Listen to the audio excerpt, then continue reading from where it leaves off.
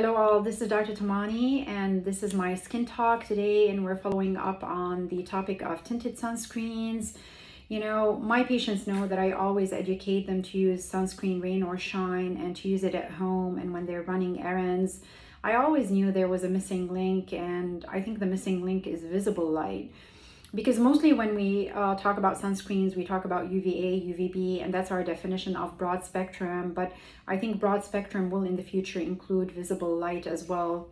We know that visible light can entice redness and further pigmentations in the skin. In my opinion, that could be a setback for people that are dealing with slowness in protocols to resolve pigmentations in general. But why is the focus on tinted sunscreens in particular? Number one, the AAD recently discussed tinted sunscreens in a very, very nice article. And of course, you know that would be a reference as dermatologists, but I learned a lot from the article. The ingredient that typically protects you against visible light is iron oxide.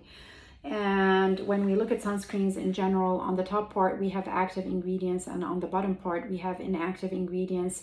And even for myself, I always look up here and never bother with down here, but the iron oxide that would protect you against visible light would be down here. And iron oxide tends to be reddish, yellowish, blackish, and it probably contributes a little bit to the tinting of a sunscreen.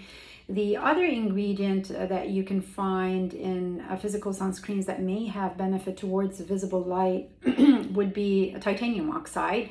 And unlike iron oxide, it would be up here in the active ingredients. And personally, when I went back to my tinted sunscreens and I examined active and inactive ingredients, I couldn't find iron oxide and titanium oxide, mostly like zinc oxide. So I'm definitely making a change. And in general, I would recommend using the tinted sunscreen as a last layer.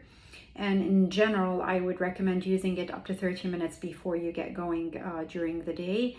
I hope you found this helpful. Just type below if you have any questions or concerns.